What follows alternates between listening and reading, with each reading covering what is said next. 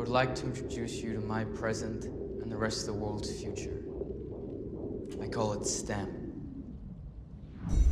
Some people think that some of these things are sort of science fiction-y, far out there, crazy. But I like to say, okay, let's look at the modern human condition. If we think about it, we're actually recently arrived guests on this planet. Think about if the world Earth was created 1 year ago. The human species then would be 10 minutes old. The industrial era started 2 seconds ago. There have only been 250,000 generations since our last common ancestor, and we know that complicated mechanisms take a long time to evolve. So a bunch of relatively minor changes take us from broken off tree branches to intercontinental ballistic missiles. So this then seems pretty obvious that everything we've achieved, pretty much, and everything we care about depends crucially on some relatively minor changes that made the human mind. And the corollary, of course, is that any further changes that could significantly change the substrate of thinking could have potentially enormous consequences. Some of my colleagues think we are on the verge of something that could cause a profound change in that substrate, and that is machine superintelligence. Artificial intelligence is a rapidly growing field of technology with the potential to make huge improvements in human well-being. However, the development of machines with intelligence vastly superior to humans will pose special, perhaps even unique risks. The United States have identified artificial intelligence as one of the key technologies that will ensure the United States will be able to fight and win the wars of the future. Potential international rivals in the field of AI are also creating pressure for the United States to compete for innovative military AI applications. China is a leading competitor in this regard. In 2017, the Chinese government released a strategy detailing its plan to take the lead in AI by 2030. Less than 2 months later, Vladimir Putin publicly announced Russia's intent to pursue AI technologies, stating, "Whoever becomes the leader in this field will rule the world." Most surveyed AI researchers expect machines to eventually be able to rival human intelligence, though there is little consensus on how this will likely happen. Artificial intelligence used to be about putting commands in a box. You would have human programmers that would painstakingly handcraft knowledge items. And since then, a paradigm shift has taken place in the field of artificial intelligence. Today, the action is really around machine learning. So rather than handcrafting knowledge representations and features, we create algorithms that learn, often from raw perceptual data. Basically the same thing that the human infant does.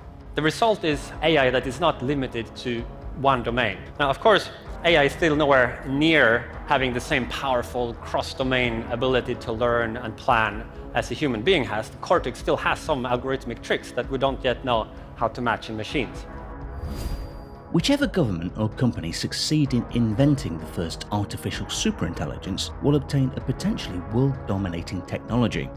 By a superintelligence, we mean an intellect that is much smarter than the best human brains in practically every field, including scientific creativity, general wisdom, and social skills. There's this illusion that time horizon matters. If you feel that this is 50 or 100 years away, that is totally consoling, but there's an implicit assumption there. The assumption is that you know how long it will take to build this safely, and that 50 or 100 years is enough time. Sam Harris is a neuroscientist, philosopher, and New York Times best-selling author. He explains that one only needs to accept 3 basic assumptions to recognize the inevitability of superintelligent AI. Intelligence is a product of information processing in physical systems. We will continue to improve our intelligent machines. We do not stand on the peak of intelligence or anywhere near it.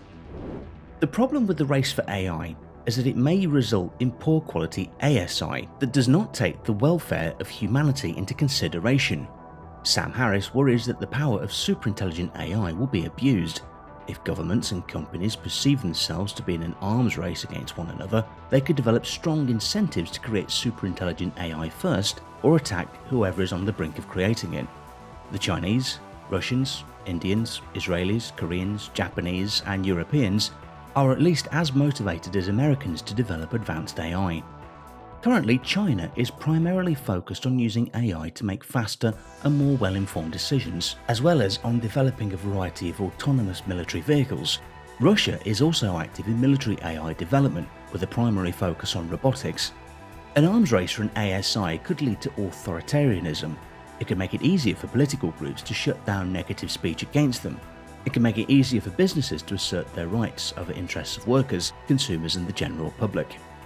Philosopher Nick Bostrom expressed concern about what values superintelligence should be designed to have. A biological neuron fires maybe at 200 Hz, 200 times a second. But even a present-day transistor operates at a gigahertz. Neurons propagate slowly in axons, 100 meters per second tops. But in computers, signals can travel at the speed of light. There are also size limitations, like a human brain has to fit inside a cranium, but a computer can be the size of a warehouse or larger. So the potential for superintelligence kind of lies dormant in matter, much like the power of the atom lied dormant throughout human history, patiently waiting there until 1945.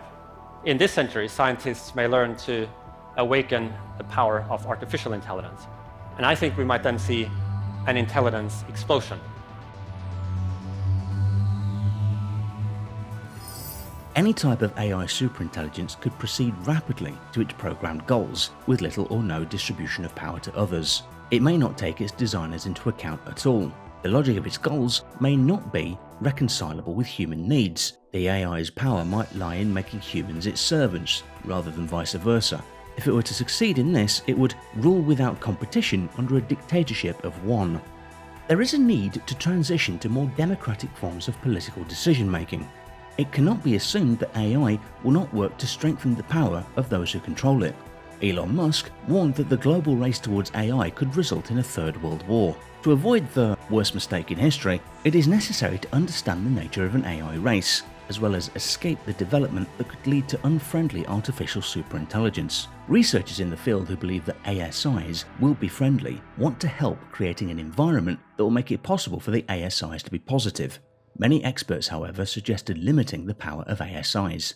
To determine whether it would be acceptable to limit the power of an ASI, it is important to understand what it means to limit a superintelligence. It could keep any AI system permanently at a human level of cognition.